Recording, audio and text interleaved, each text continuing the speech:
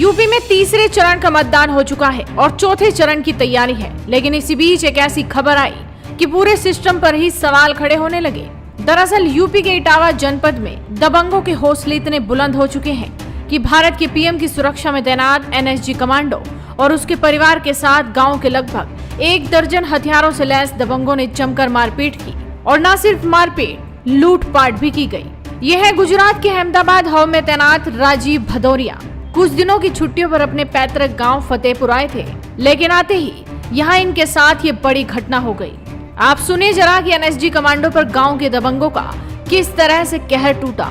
क्या नाम है सर आपका? मैं sir NSG commando Rajeev Bhadauria हूँ सर। क्या मामला है आपका? मामला मेरा है सर, मैं ग्राम फतेहपुरा थाना बकेवर का रहने वाला हूँ। मेरे को सर आए दिन गांव में निकलते गाली दी जाती है, क्योंकि मैं गांव में मेरे घर में 4 से 5 लोग हैं, जो अपराधी है उसके 50 से 60 लोग हैं। लेकिन सर ये नहीं है कि अगर कोई गाँव में कमज़ोर है या जिसके परिवार में कम लोग, उसकी माँ को गाली दोगे। मेरी माँ ने क्या बिगाड़ा है? मैं एक सैनिक हूँ, भारत माँ पे जान दे सकता हूँ और अपनी माँ को गाली खिलवाऊँ? उसका मैंने विरोध किया कि मेरी माँ को तुम गाली क्यों दे रहे हो, तो उसका अंजाम ये वो रास्ते में कूट घेर के मुझे मारा। मेरी चेन ले गई, मेरा मोबाइल ले गई, मेरा रेबन का चश्मा ले गए। उसके बाद जब मैं एफआईआर कराने जाता हूँ तो आज सुबह मैं जैसे थाने के लिए निकलता हूँ, मेरी इस कदर फील्डिंग लगती है, अगर ये हमारे पड़ोस के गाँव के साथी नहीं होते तो मैं आज यहाँ घर पर शहीद हो जाता। पुलिस के पास आप गए? सर पुलिस के पास मैं कल गया था, लेकिन आज मैं थाना बकेवर नहीं पहुँच सकता था। तो पुलिस से आपको क्या आश्वासन? मुझे सर बकेवर पुलिस से बिल्कुल आश्वासन नहीं है, क्योंकि जो अच्छे सन ऑफ संतोष सिंह है उसके खिलाफ इतने मुकदमे हैं, उसका कुछ नहीं हो सकता। वो खनन माफिया एरिया का सबसे बड़ा, उस पर ऊपर रेप से लेके बैंकिंग में घोटाले तक के सारे मामले दर्ज हैं। आप किस गांव से? मैं सर उसी गांव से हूँ सर। क्या नाम है गांव का? गांव का फतेहपुरा।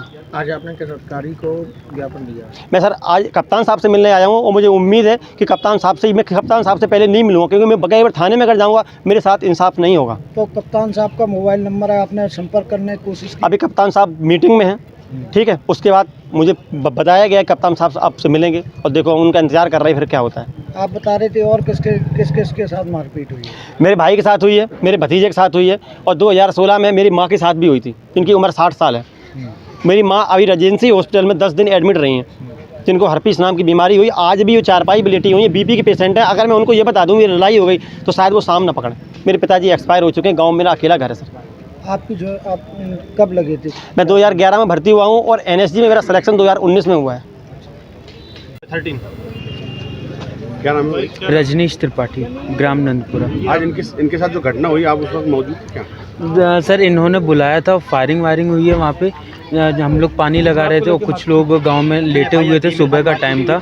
जब ये घर पे मतलब हम लोगों के घर पहुँचे तब हम आ गए तो 20 से 25 आदमी और सबके हाथों में डंडे, हॉकी और बैट जो बल्ला होता है वो और फोरा सब लिए वो, और इन्हें मारने के लिए आए थे। जब हम लोग वहाँ पहुँचे गांव के सभी लोग, तो उनसे पूछा क्यों, बोले उसकी देह तोड़नी है, मुझे बताओ कहाँ है। ना भैया वो तो कहीं भाग गए हैं, ये हालत थी। और सीधा उनका बोलना है कि उसे मारना है, और अगर 2-5 मिनट हम लोग लेट हो जाते तो शायद मैं आज ये यहाँ नहीं होते। 18 तारीख की मेरी माताजी और हम लोग थे वहाँ पे। फायरिंग हुई थी? हाँ फायरिंग भी हुई है वहाँ पे आज सुबह की।